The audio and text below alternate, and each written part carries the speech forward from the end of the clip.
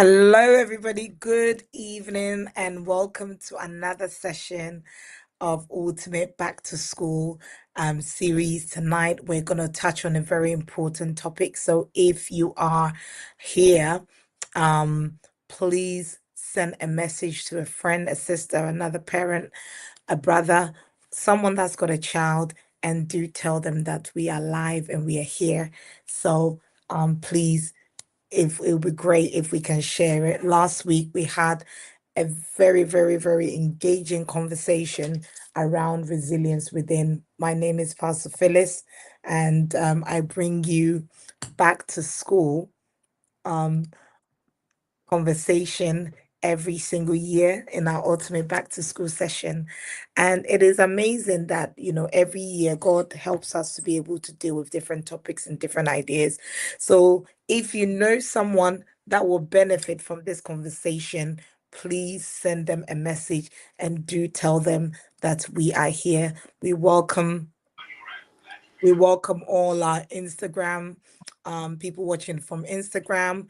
We say welcome to people watching on Facebook. We say welcome people watching on YouTube. We say welcome to everybody. But I would really, really love if you can send a message to somebody for them to be able to join.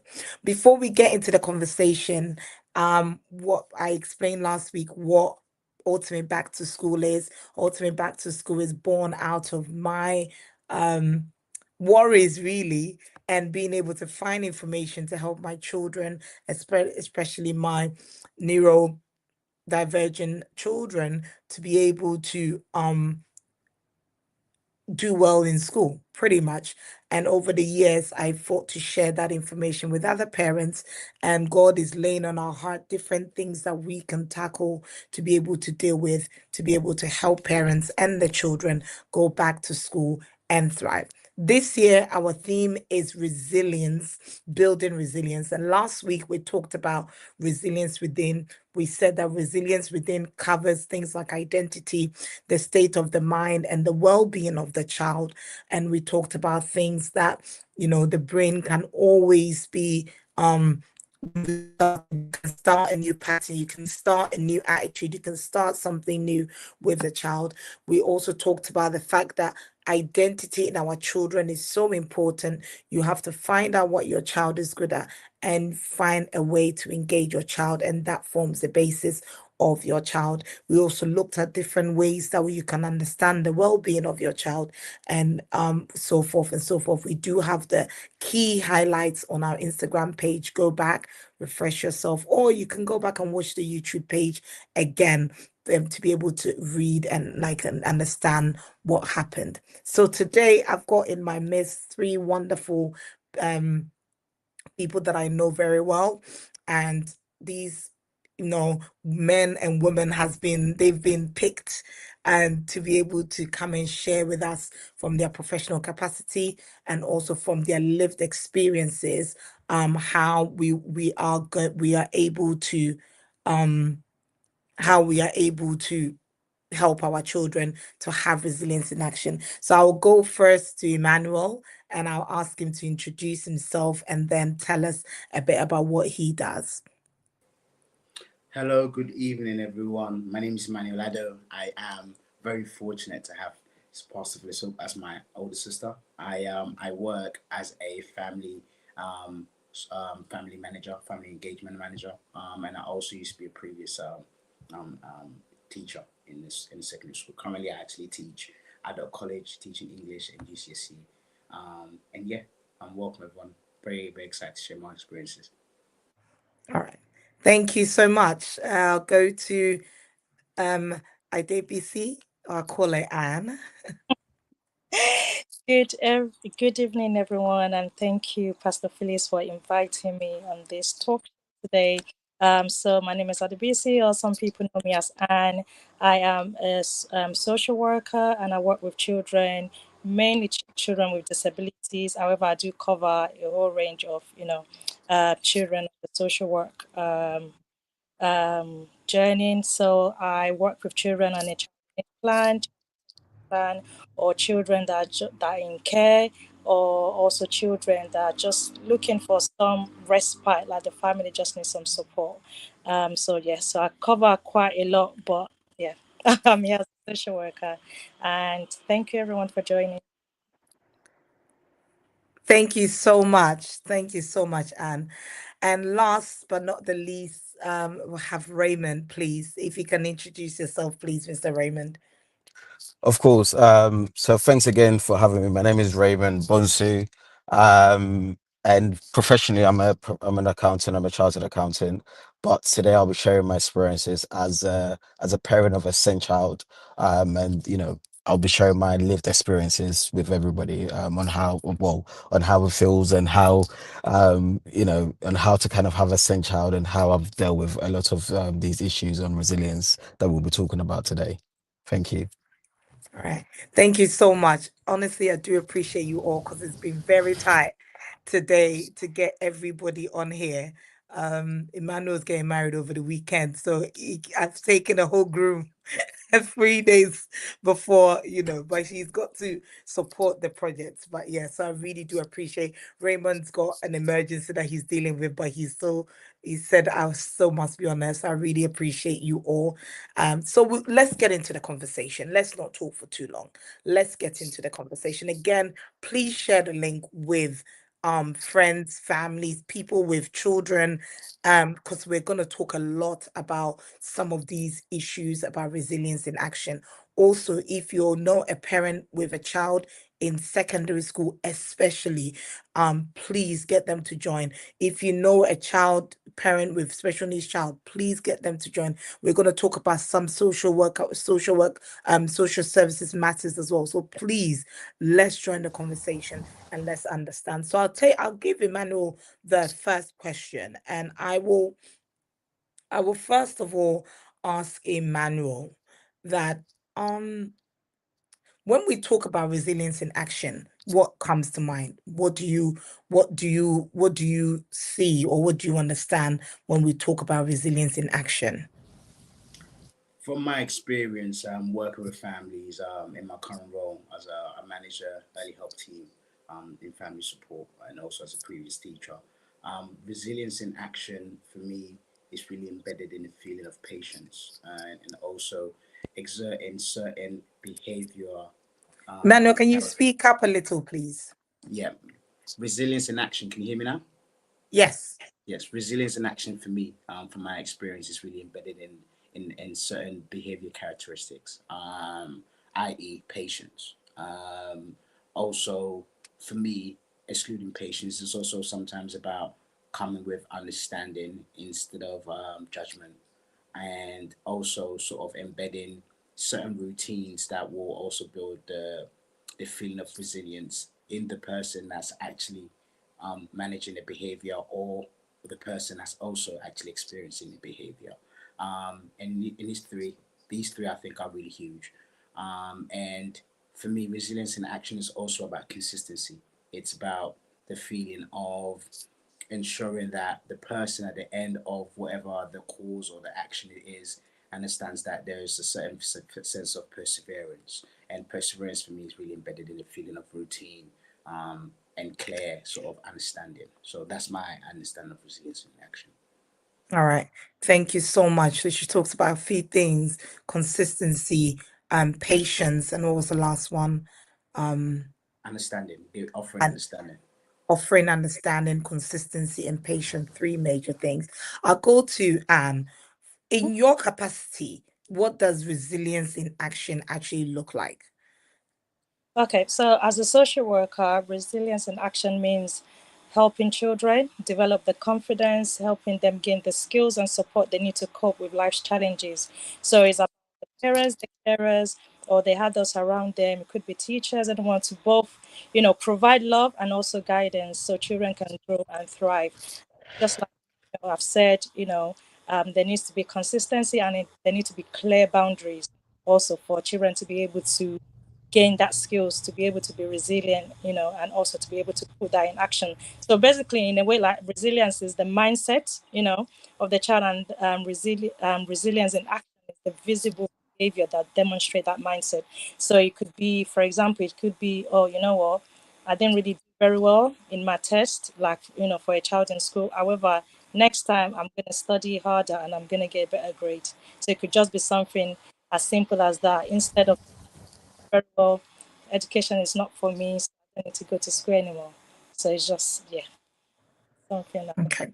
Yeah, thank you very much. That's also highlighted the different um phases. So Emmanuel coming from an early help profession, telling us how resilience is about that nurturing aspect. Social worker is also saying that resilience is about how you are able to put the boundaries in place for you to be able to build um that understanding of how to face everyday life and be able to cope. So from the parent, Ray, what does resilience in action mean to you when it comes to that? Yes. So as a parent, for me personally, I think resilience in action is not about never struggling. It's about how do you deal with the aftermath of a struggle, right? Can you recover and regulate yourself? Can you learn from what happened and keep moving? So being able to just bounce back and regulate yourself when things are not going your way. Unfortunately, we're kind of built, we're living in a life whereby it's built around actions and results. And so you need to be able to give some resilience to your child and able to enable them to deal with the day-to-day stuff. So I think of resilience in three practices. So the mind, the body, and the emotions. But underneath it all is just underneath all three of them. It's for me as a Christian, anyways. It's about our faith as well. Yeah. Mindset that can help push your kids through all adversity, through all their studies, through all of the activities.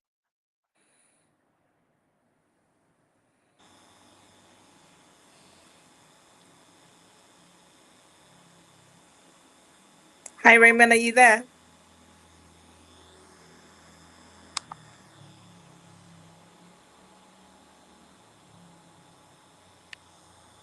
Right. I think we lost Raymond a little bit there. It was getting really juicy. Um, so I'll get him to come back on again. Do let me know when you're on, Raymond.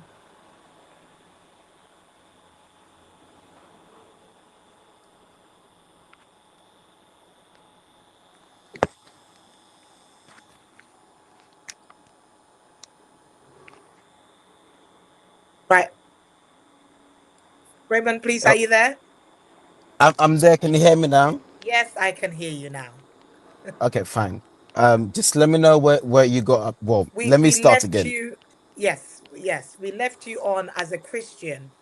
You talked about body, um, spirit, and soul, I think you were talking about. No, oh yes, that's it. I think resilience into three parts. So the mind, the body, the emotions, and underneath all three of them is having faith. So your mind and your faith, you can build a strong mindset that can help you or push your kids through adversity, through their studies, through the activities, through all the actions. Um, and I think it's just all underpinned from the fact that humans can always disappoint you, but God would always be there for you. So it's just important to that in all things you kind of reinforce God into helping your children build resilience. And I think of resilience through even the body as well, helping them eat properly, exercise properly in order to, bounce back through things. And then from the emotions perspective, we need, having resilience, building the emotions, their tolerance to a level whereby, hearing the word no is not going to cause them panic or cause them into a massive meltdown. So that's how I see resilience in actions, and it's built around all these things. Thank you. Thank you so much. Thank you, thank you, thank you. And I love how um you all have touched on resilience, but in so many different varieties. So that gives us that perspective for everyone to have something to take away, that wherever you feel like your child is not um being resilient at, you can tackle it from different perspective at all times, and you will be able to have that understanding as a parent and to be able to support your child, because we are here talking about these things because of our children. So I want to go to Hello, I just Emmanuel. spoke to him. He's actually in Royal Free, which is more. No. I want to go to Emmanuel. Emmanuel, I really want you to talk to us about what does the word early help mean? Yeah, What area of work is that? yeah, yeah, And in talking about that, as a former, from your experience as a former teacher and a family support worker, and working with young people in youth justice, what behavior should parents address early before they develop into more serious problems? But I really want you to talk us about your work in early help, yeah, um when that family support as well. Thank yeah, you. yeah. So personally, early help is a subdivision of social care where it's the whole premise is around addressing issues at the earliest point with early intervention before it actually escalates on into anything worse. So practical example could be if, let's say, you see behavioral changes within a young person that would necessarily constitute major concern, i.e., truancy. Like, suddenly a young person isn't coming to school.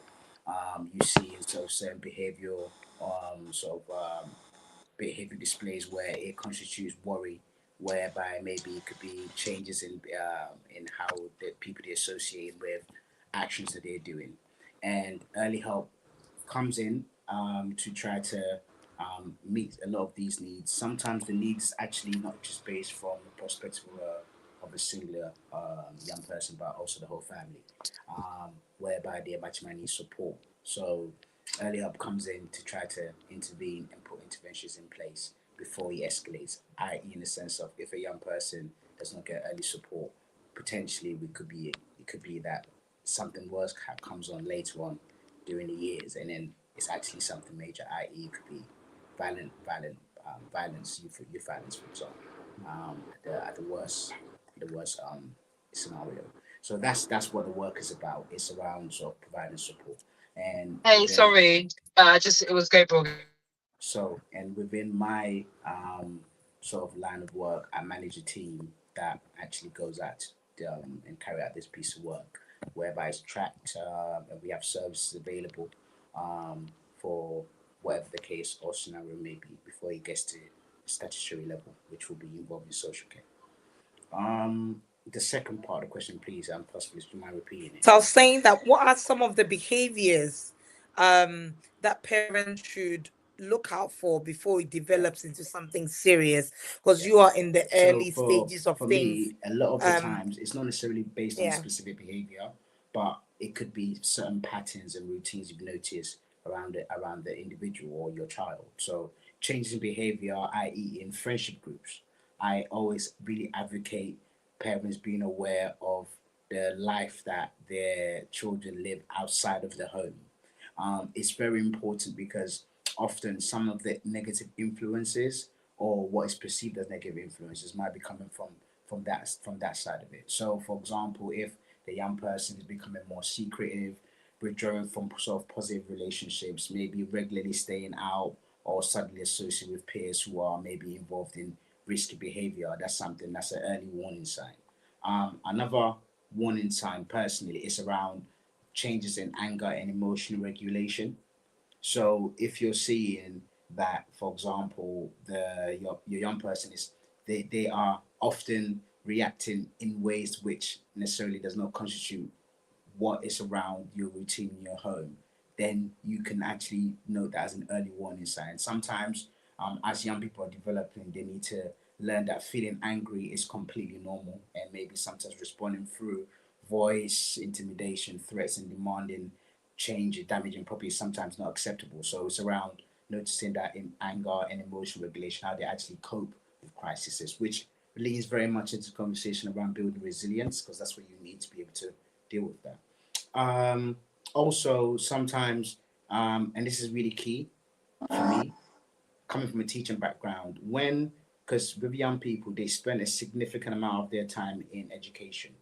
If there is persistent disengagement within education, that's also sometimes a worrying sign for me, because education is and the setting and environment education provides is one of the main bases for how young people develop. They learn how to engage with different peers, older, younger, right? They learn sometimes the attributes of right and wrong.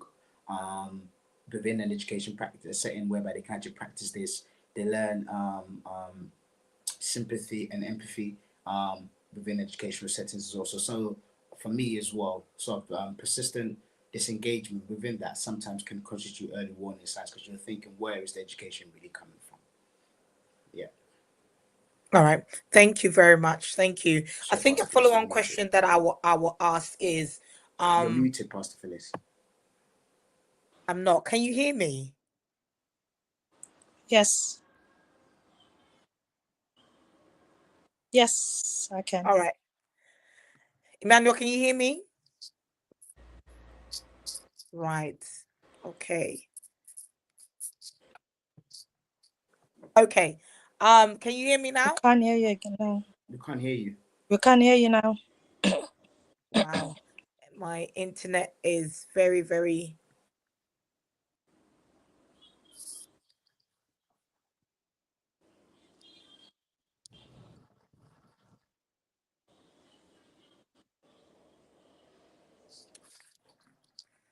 Right. Can you hear me now? Yes, I can. Emmanuel, can you hear me now? Yes, I can. Yeah, I can hear you too. I'll look back in and out very quickly. All right. Okay. I was going to give a follow-up question to that, but I think we'll park that. But some of the things that he's talked about, these are things that are really caused by children not being able to set these boundaries and have these attributes or behaviors that they are able to say, you know what, I can control my emotion. I can develop the ability to have the right friendship groups, and all that sort of things. I'll go to Anne and ask this question. In your line of work, how important are boundaries and consistency in raising resilient children? And what happens when children grow without clear boundaries and consequences?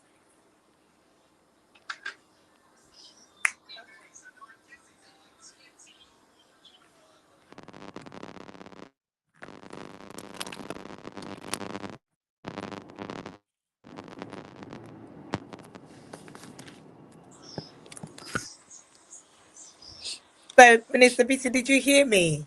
Anne, we're having I do really apologize. We're having a lot of technical issues today. Um, I don't know if Anne, if you can hear me.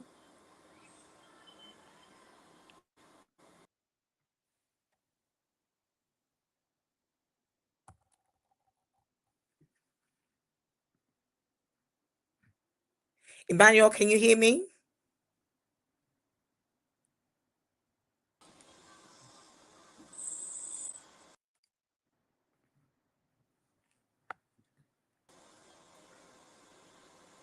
Right. Anne, can you hear me? Yes, I can. Okay, Emmanuel, can you hear fantastic. me now? Yes, I can. Right, amazing. I do apologize for that. So, Anne, I wanted to ask the question of how important boundaries and consistency in raising resilient children. How important is this? This whole thing that we're talking about, how important this is.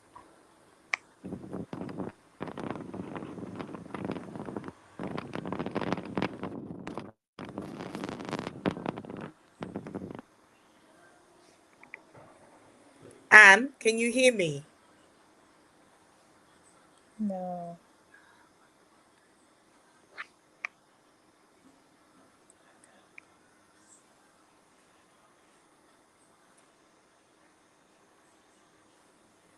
Emmanuel, are you able to hear me? I can hear you actually. Okay, I'll come to you then. In talking, I think because I want Anne to answer that question. Please do let us know from home if you can actually hear us. We're having some technical issues. Please let us know from Instagram if you can hear us. Please let me know um from YouTube if you can hear us, please, because it looks like we're just not hearing each other in the studio. Um, So please do help us. So Raymond, I will come to you as a parent with a child with SEN. What is we have to learn, we have learned that, what have you learned about discipline? Simple. And boundaries and how you build resilience in an SEN child. I've got two boys who are on the spectrum. And most often you see parents, it's not their fault. They just give up and they just allow children, especially on the spectrum, to just do whatever they want. Um, what does it look like? How can we um learn and also instill discipline in our children with special needs, please? Raymond, if you're able to speak, please, let's hear from you. Yeah, of course. I think I can speak on this. Being a parent of a sent child. So I think in general, as a parent, it's our responsibility to bring up our child in a way where they can be a functional member of society. Even better if they're God fearing and loving kids, right? So our responsibility in this is great. However, as a same parent, our main agenda has, well, especially for me and Raymond, you're not clear at all. We're oh really really? struggling to hear. No, you're not clear. Okay. Let me see if can you hear me now? Is it much better now? Yes, Any it's point? much better now. Much better. Fantastic. Okay. I was saying, I think in general, as a parent, it is our responsibility to bring up our children in a way where they can be a functional member of society. Even better if they're God fearing kids and loving kids, right? So, as a send parent, me and my wife in particular, our main agenda has always been how can we um how can we ensure that our child is functional in a way whereby if we're not around, they'll be fine. They'll be able to be independent. They'll be able to look after themselves to a high degree, right? This is what keeps me up at night, and therefore this is what forces and pushes me to instill discipline and boundaries, and just to build resilience in our son. So I think it's best to say that as a send parent, you can only build resilience in your child by having resilience yourself. Because as Pastor Phil, as you just said, it's not easy at all when you're raising a send child, and so therefore resilience in oneself is first of all the most important aspect of all of this. In first and foremost, in order to ensure that you can instill some form of discipline and boundary in your kids.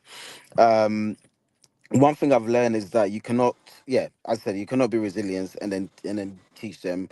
But with sense, sometimes it takes once or twice or three times or even 50 times to teach them one thing, right? So, for example, teaching my son to cream is something that it's still ongoing. It's still something ongoing. It gets to a point whereby he can do it head to toe by himself one day, but then the next week it's completely like back to basics, and he's looking at you thinking, where do I start from, right? So it's just one of those things whereby you need yourself to have an ample loads of discipline in order to be able to start building that resilience and boundary with them. So yes. So what I tend to do, or what we tend to do on a day to day basis, is that it's first and foremost you kind of need to understand that every child is different, and so you need to learn from them. You need to find ways to build boundaries and resilience in them that is unique to them. And so, firstly, we've established a very rigorous routine in our home. From the moment he opens his eyes to the moment he goes back to bed, he knows he needs to go to the toilet. He knows when he needs to take a bath, brush his teeth, and all of those things takes a while to do. And as I said, you have to keep pushing it.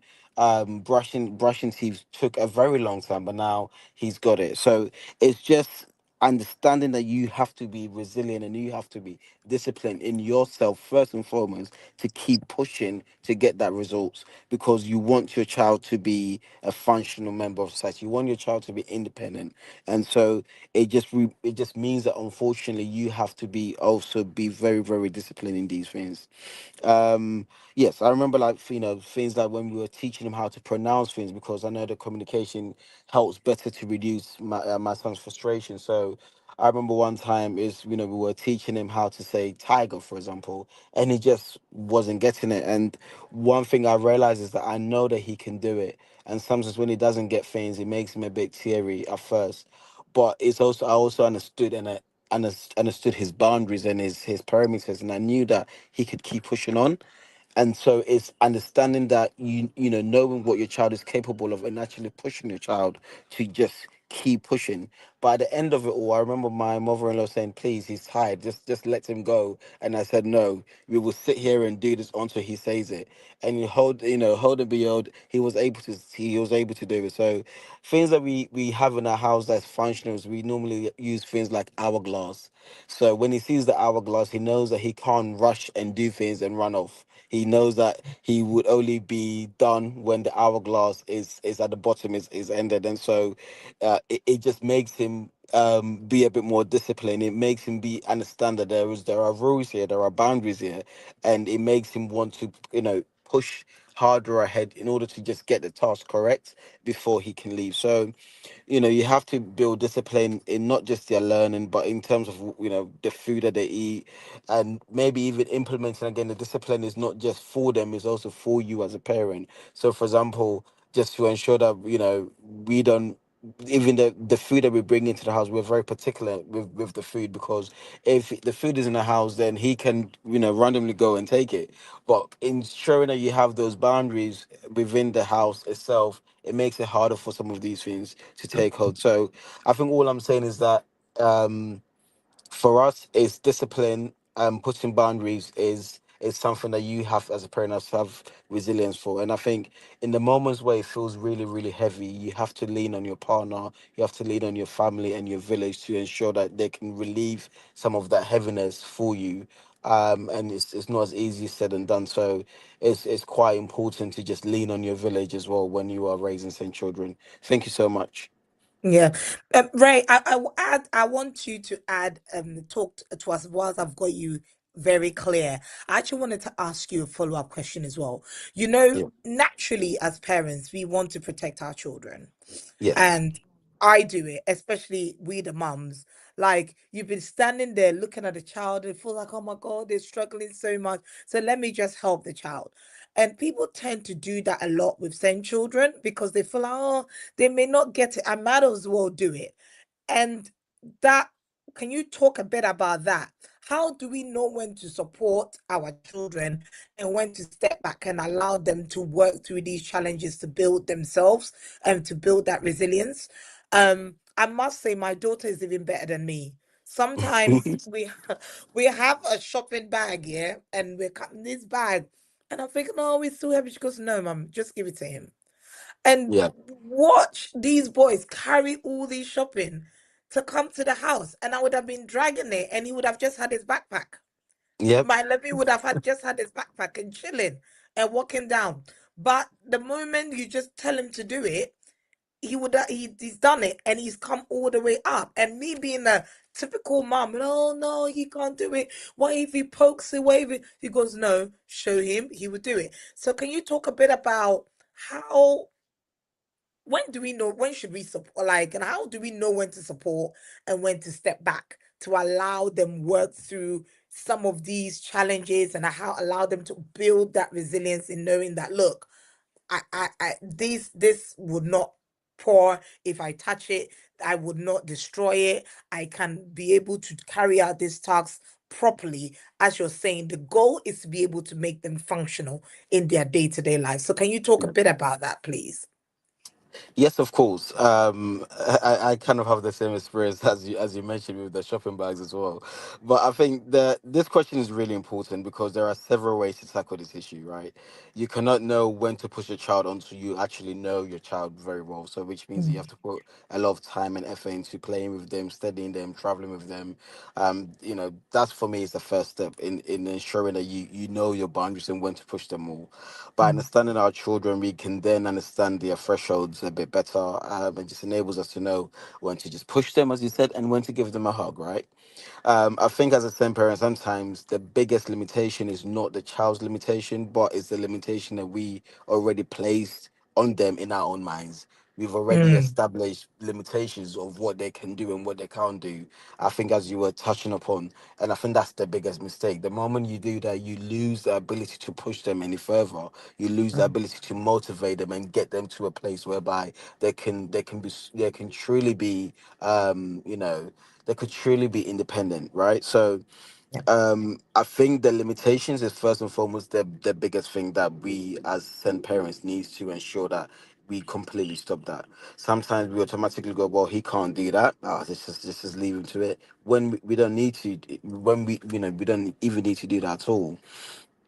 So for example, recently we had the physiotherapy that was coming into my son's school, and then they were also coming to our home to just basically ensure that they can build some behavior, continuity between home and school, and ensure that he's functioning well both at home and school. So just using as an example. So when she came home to our house, and mom was like, mm, "Oh, Caleb, go sweep," and Caleb went to the kitchen, picked up the broom, started sweeping.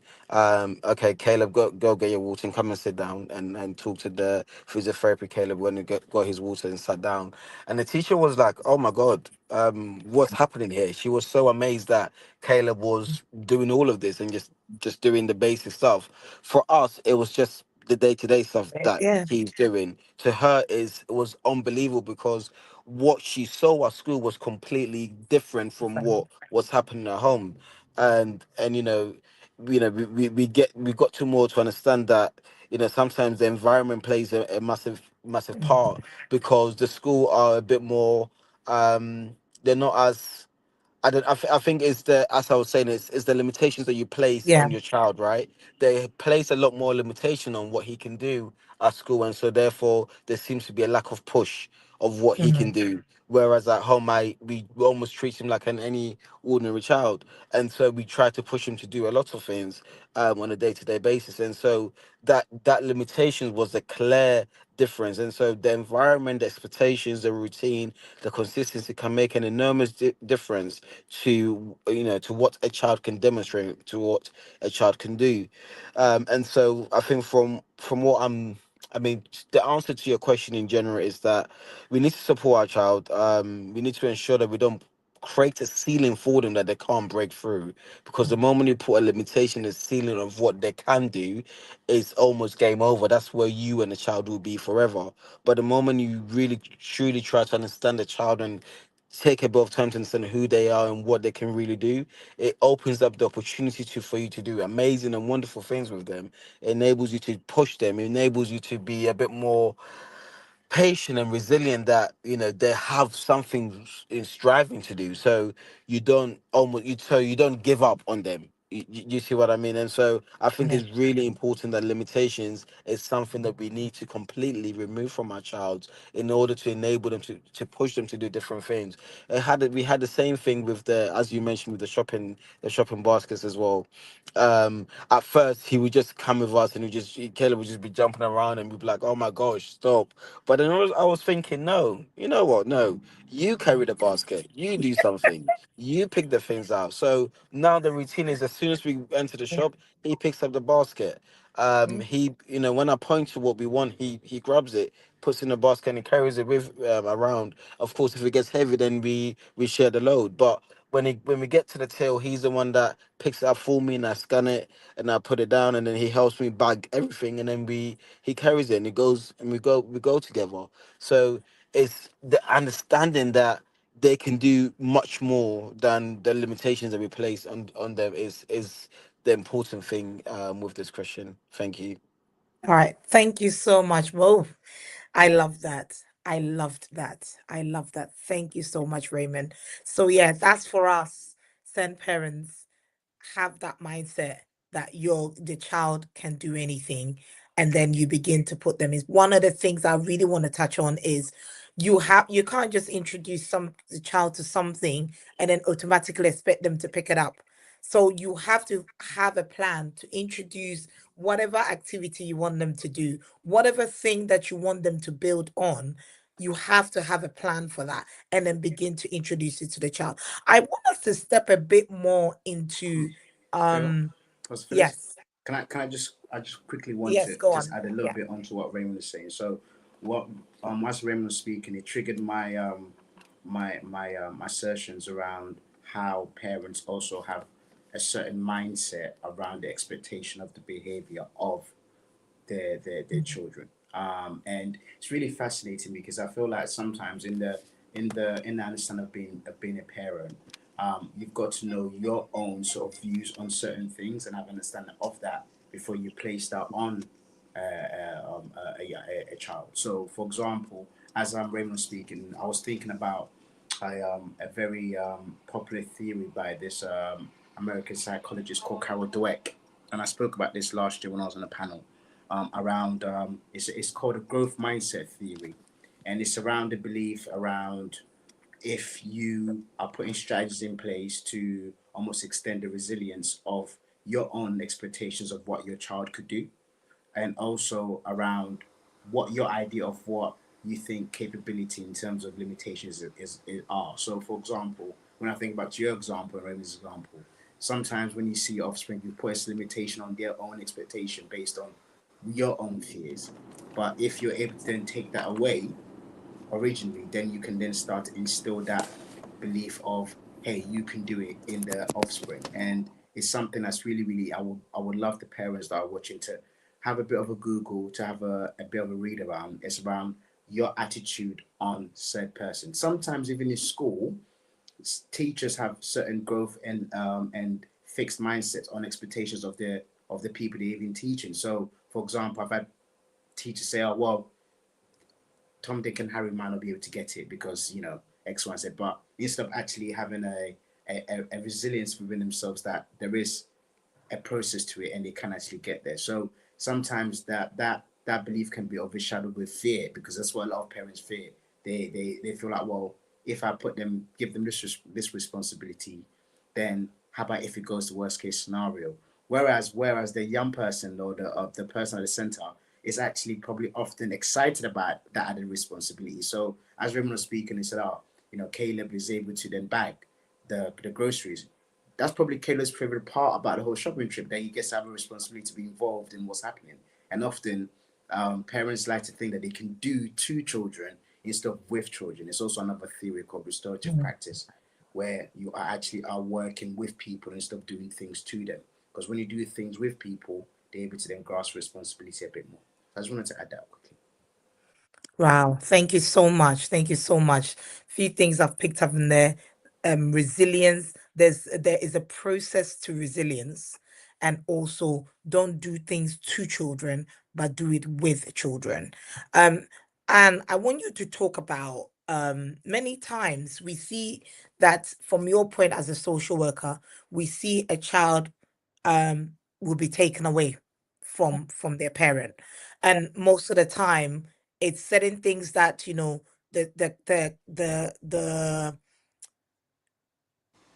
the government sees, and certain things the government sees in a family that they deem that what, the child is not able to exhibit certain behaviors, the child is not doing well, and so we will have to remove the child from there. Can you talk to us a bit about, from your experience, how can um parents model self-discipline and responsibility and consistency to their children to ensure that they are able to have a home that that is viable to help the child deal with situation? Because most of the things that we see, most times children are taken from homes because the government deems that the parents have, quote and unquote, failed the child, or they are not in the position to be able to bring the child up. So can you talk to us about that social care aspect and what the government is looking from us, so that we don't find ourselves in certain situation where children will exhibit certain behaviors that will bring the consequences to us because of lack of resilience? Okay. All right. So yeah, I know that when it comes to social work, the first thing people think is that, oh, social workers are there. Once social workers get involved, they're gonna remove your children. I think when it comes to social work, when people hear the word social work, they feel, oh my days, safeguarding, children will be removed. However, just to let everybody know, So social care is not just only about child protection, investigation, or court proceedings. Social care actually supports family, protect and empower children and their families to achieve the best possible outcomes. But sometimes like things happen, and it could be due to maybe the family experiencing difficulties. There may be domestic abuse issue, parental mental health issues, substance misuse. There could be issues around family breakdown or other challenges that impact the safety and the well-being of the child. At that point, that's when social services steps in. Social workers, even the local authority, I mean the government, they're not looking for parents to be perfect. It's far from that. So what we're looking for as social workers is what we call good enough parenting. So basically what it means is that parents, instead of them just neglecting their children, they're able to provide good enough care. They're able to provide love, guidance and protection for the children to help them grow up safely and healthy. And that's why it's very important, this discussion that we're having today, in terms of resilience and consistency and putting boundaries in place. Because from my role as social worker, a lot of the things I've seen is when boundaries and consistency are not put in place early on, when the children are young, it becomes a problem, like in future. So for example, you can have a child that in their home they're able to do whatever what they're able to do, whatever they feel like doing. But then when they start getting to the age of maybe 8, 10, you're trying to tell them that, okay, you know what, you can't do that. So why should they not do that? So all these years that they've grown up, for the past 6 years, they've been able to do whatever they feel like doing. So what has changed now? So as parents, it's very important that we set the boundaries. And when we say boundaries, we don't mean punishment. I would like to speak to my African parents. We don't mean, punishing. So punishment is not just only what setting boundaries is about. It's just about making sure the child feels safe and they understand what is expected of them. That is the purpose of boundaries. So, for example, if bedtime is 8 p.m., bedtime is 8 p.m. If it means that maybe if you go out, I'm talking to maybe teenagers, you're going out, maybe your parents ask you to come back at 7 p.m., 7 p.m. and 7 p.m. They're not pushing it to 8 o'clock or 9 o'clock and all these kind of things. So also from what I've seen in my role as a social worker also is when parents have not put boundaries and consistency in place, that's where the problem now starts. So it could be the child might think that, okay, nobody's in charge, I don't know what to expect, so I'm going to do what I want.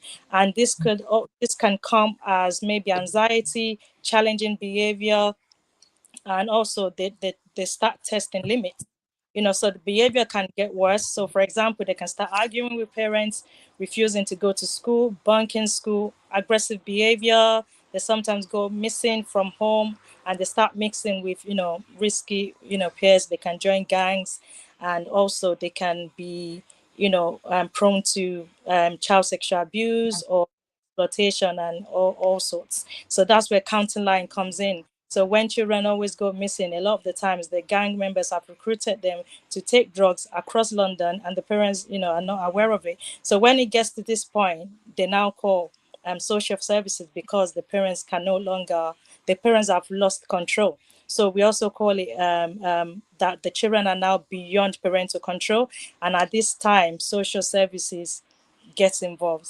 So then the reason why social services gets involved is because now the safety and the well-being of the child is at stake. So at some point, because the parents are not able to care for the child or protect the child, now the system needs to step in and kind of take over. A lot of the times we do like Emmanuel's team, we can start with early help, family support before it gets, to that stage. However, when it gets to the point that is absolutely, there's no way this child can remain in their home, they're not going to be safe.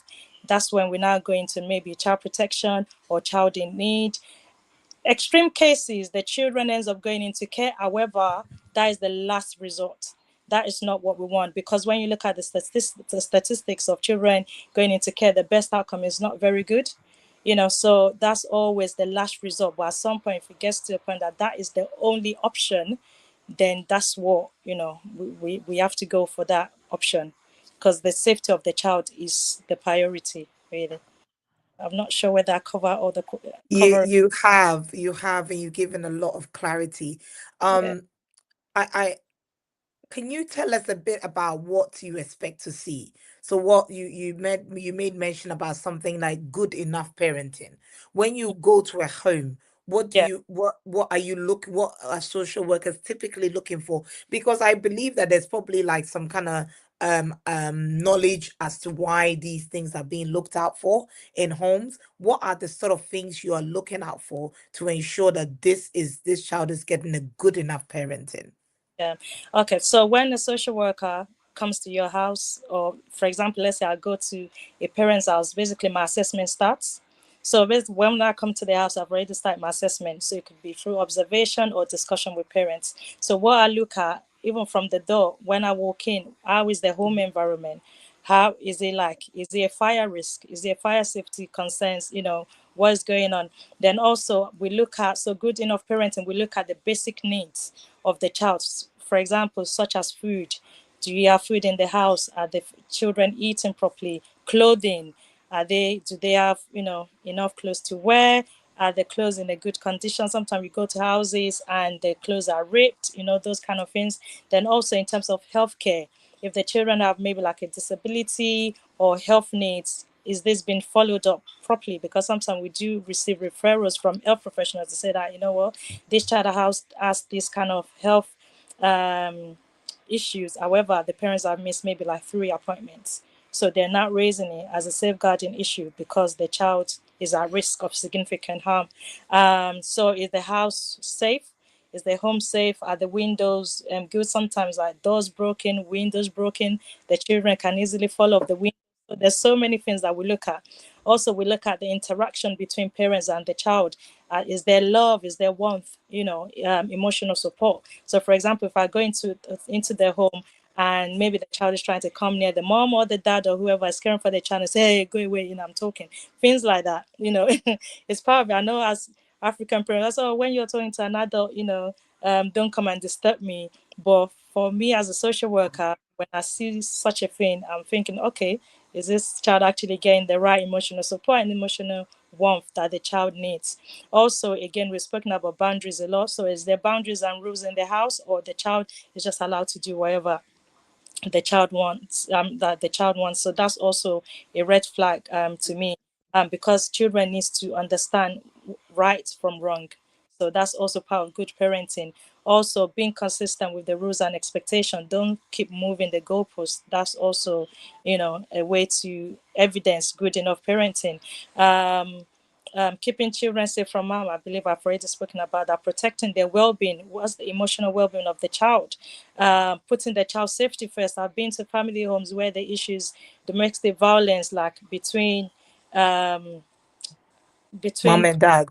yeah, mom and dad, they're fighting all the time, like beating each other and things like that. The child are not, the children are not safe. I think back in the days, parents used to think that, oh, because the child is, I'm not physically chastising the child, I'm not physically harming the child. So me having an argument with the mom or the dad is not causing them any emotional impact. It is. So the fact that they're actually hearing it, they're experiencing it as well. So they are part of it. So that is also seen as domestic abuse towards the child as well, even though physically you're not harming the child. So again, how do parents listen and respond to the child's needs? If I go to a family home and the baby is there crying and no one is attending to the child, that is a red flag to me. you know Also, in terms of education, are the children getting to school on time? How many times do they go to school? Because schools can also raise safeguarding concerns to say that, what, the school started 6 weeks ago, we've only seen the child maybe about 3 times. That means that the parents are not really supporting the child's educational needs, and learning as well. So those are a lot of the things that we look at. And also it depends, every family is different. So for example, depending on the referral that we receive, that will also sometimes determine on what I look out for as well. So when I go to their home. Okay. Yeah. Thank you so much. I really hope this gives people perspective. Someone will ask, we're talking about resilience. So why are we talking about all these other things in the background? Many people, most of the things that we see happening to these children, there is a background to it. It is all these background things that you put together that will help someone be able to either cope or snap or just break when they are faced with an adversity. There's and so understanding how what these things are, how the home is placed, how parents are behaving. It's so important because all these things are contributing factors and how a child will be able to cope under pressure. Or how a child will be able to deal with a situation where they are supposed to rise and thrive. There's one thing that I want us to touch on quickly. It's 9 o'clock, and I don't want us to spend any further time talking about things. So we're going to be wrapping up soon. Um, Emmanuel, I want you to talk to us about um resilience and how children can be resilient to their peers so that they don't get recruited into the wrong groups and all those things. Because I think that sometimes if a child i.e. doesn't have a an identity at home, they're not well, they don't know themselves well. Number one, their parent is probably not buying them what they really need or require. Then they will go outside, and when they are put under a little pressure, they succumb to it. And then before you know it, oh my God, my child was so quiet. He doesn't talk. He's a very calm child. But then you know that because they were not able to resist and stand on their own, they now get recruited into gang and things like that. And I know that your area also covers some of these things. How can we help our children to be resilient on social media against different friendship groups that or different gang groups? And that, what are some of the things that parents should be sort of helping their children understand about that big wild world out there? That is a very loaded question, Phil, Pastor Phyllis. But I will start with what I would do from my perspective. I feel like for parents to understand the factors that attract young people to the things outside of the home, they need to also understand them as well from their perspective. So we spoke about social media, for example. Um, there needs to be parents need to arm themselves around social media awareness in relation to different apps that young people are using. For example, the different sort of features on these apps, the kind of things that are coming on the FYP page, the for you page, for example. All these are intricate sort of like phrases that young people use, right? For example, their favorite apps right now. If you're a parent, you should ask yourself, what are young people's favorite app right now? Which it would actually would be Snapchat. In my day, I'm showing my age a bit, it was BBM and High Five and MSN. But again, that changes over time as well. So I do feel like parents, I don't want to use aggressive words like I think parents need to educate themselves first around the different sort of factors that are outside. Even TikTok. Everyone's on TikTok, and sometimes some of these uh, things that are attractive to young people on our side are promoted and actually,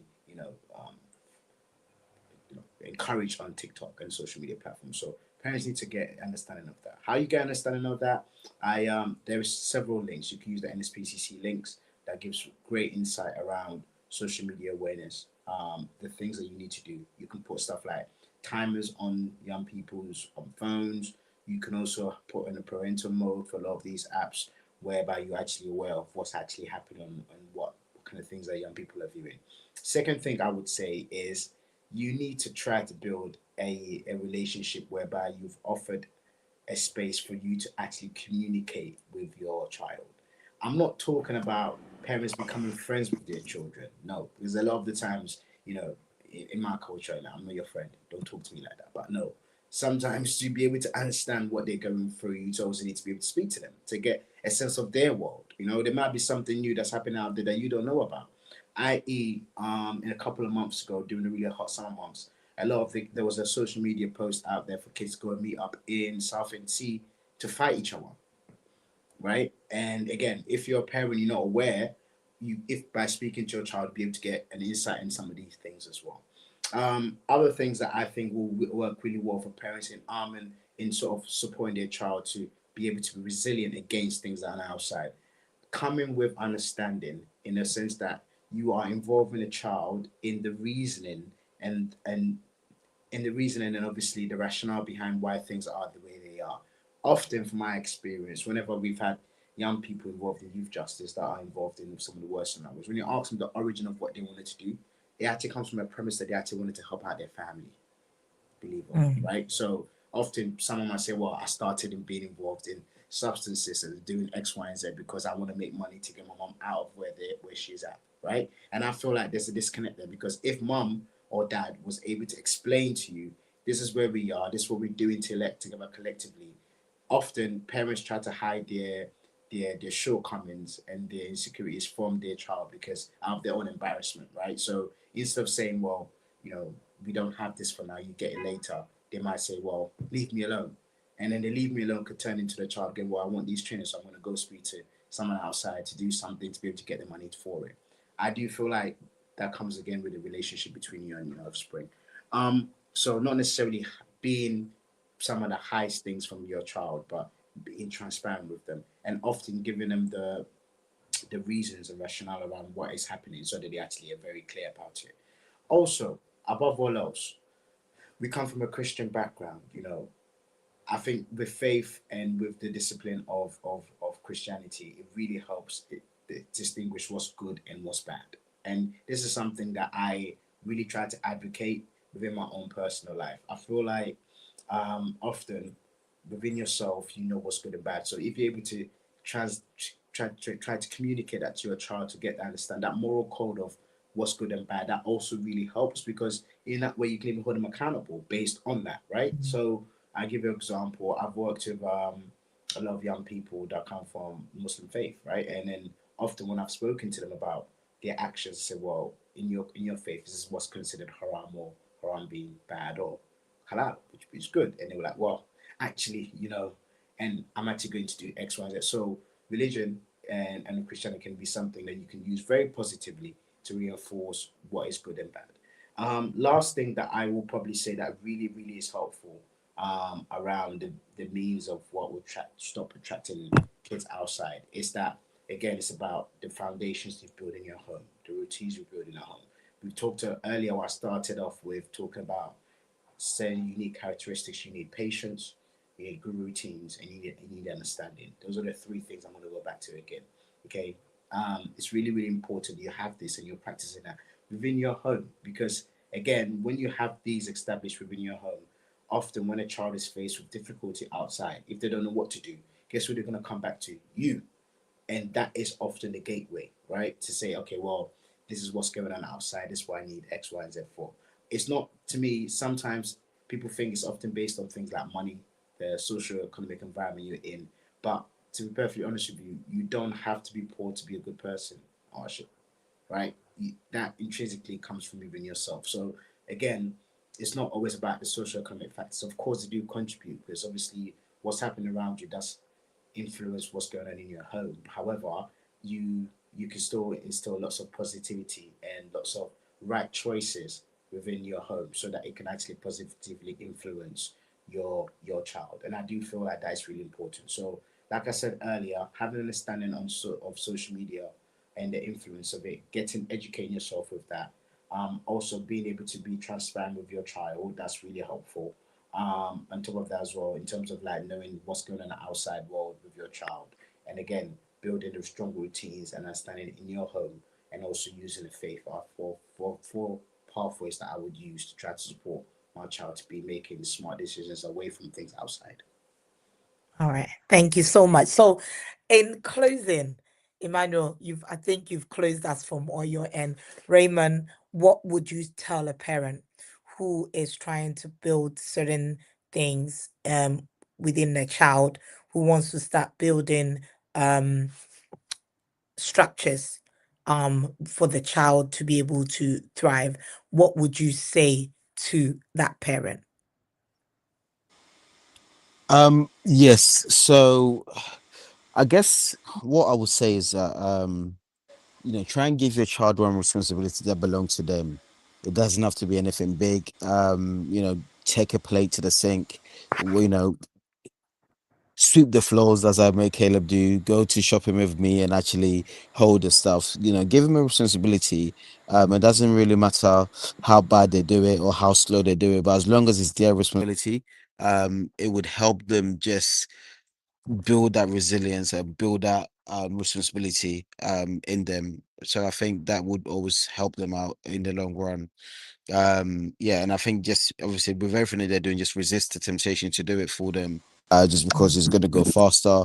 And for certain parents especially, we naturally want to help them because some things generally are harder for our children, but sometimes without realizing it, helping too much can become doing everything for them. So um our job is not simply to make their life easier for our children, it's just to prepare them for what's ahead. So giving them responsibility one at a time, one finger at a time, goes a long way. Thank you. Thank you so much. And I'll come to you, Anne. Oh, can I hear want you to I'll come to you, Anne. So give me, if you can tell me a parent, one thing they can introduce or practical thing they can introduce to their home to build discipline and responsible children. I'm very much inclined with the discipline part. What is the one thing that you get, or what would you say to a parent that wants to start building discipline in their children? Yeah, okay, thank you. Every parent is different and every home is different. However, I feel like it's very important for parents to introduce clear family expectations, to their children and stick to it consistently. So it's not a thing of this is what you put something in place and it doesn't happen. So but once that family expectation is being set, it will be good for it to be it will be good for parents to be consistent with it. So it could be something as simple as having dinner together, limiting screen time or regular bedtime, completing homework before they do some leisure activities. It could be just things as simple as that, because we do know that as social workers, from our social work perspective and my experience, resilience grow through consistency. With children, that's the only way they can grow. They can grow the resilience. And also, children need to know what is expected of them. So as parents, it's our role as parents to actually let children know what is expected of them so that they can follow it. And when we have, so in terms of like parenting, the goal isn't perfection. I think it's just creating a home where children feel loved, safe and secure, because they know and they understand the boundaries and consequences of not following the boundaries. Yes, so one thing I would like every parent to know is it's very good to have boundaries. It doesn't mean you don't love your children if you put boundaries in place, because I know sometimes I've spoken to some parents where the way that they are running the family is due to their own lived experience. So some of them could be because when they were growing up, their parents maybe were too strict, so they've decided that when I have my children, I'm not going to be as strict as my parents. But so due to that, they're not really putting a lot of boundaries and consistency in place in the home, which then after affects the children, because we all know every child needs boundaries. Even us as adults, everyone needs boundaries and consistency, really. Even when you think about it, then also we have another parents on the other hand that just say that, oh, when I was growing up, this is how my parents behaved. I didn't have no boundaries or consistency either, so I'm not going to do it to my parents. I mean to my children. So that is not good either. So I would like to advise every parents: please try and put consistency in place, put boundaries in place. Let it be very clear to your children, and let them also know the consequences of not following those expectations. Thank you very much. All right. Thank you so much. I mean, well, we pulled through. Thank you both so much. Thank you, Raymond. Thank you, Emmanuel. Thank you, Anne. I believe that tonight you've had a good overview about what resilience is. If you want, I would like to remind you, resilience is the ability to cope with pressure disappointment, challenges, and change, and to recover and keep moving. Some of our children, with the things that we are placing in their ways at home, um, on the different areas, these children are not able to have these boundaries, to have this resilience in all the things that they're doing. So I would like to ask parents. I know we did have quite a lot of disruptions um today, but I really want you all to go back and have a listen to this. We will be sharing the key points that has been raised. We've talked about the fact that there is should be expectations in the home. We've talked about the fact that parents should be able to offer have a good boundaries in the home. We've talked about the fact that parents should be patient. We've talked about the fact that parents should have consistency. All these things go ahead to help a child to be resilient so that when they come under pressure, when they face disappointments, when they face challenges, when they face a change in their environment, they will be able to recover. They will be able to stand on their ground and they will be able to keep things moving. You would not, so you can have a panic child. You don't have a child who does not meet their level of abilities. So we don't have a child who just completely breaks down. It is so important. That is why we're talking about these things. So what I would leave you as always is the fact that let's go home, review our systems that we have in place. Let's review ourselves and also think this coming September is going to be a new year, new teachers, new sometimes new some children are maybe coming into the school. Maybe you're moving, maybe your child is going to year 7, maybe your child is going to sixth form, maybe your child is going to university. What am I doing to help them? What conversations am I having with them to help them to be able to cope and do and be resilient no matter the change that happens? Remember, Rome was not built in a day. As we learned on last week, it takes 21 days to build a habit. Whatever that you want to see, begin building that consistency now. So, thank you so much. And I really appreciate you for joining again. We do apologize for all the interruptions that was happening. The internet was not really, our system was not really helping us today, but I pray that you've been able to take something out. I pray that you go back, revisit this video on YouTube, and you'll be able to watch it and understand it. My name is Pastor Phyllis. I take this opportunity. Next week, Tuesday, we're not here because next weekend on the 22nd, we have our back to school fair, and it's at Pembury Community Center in Hackney.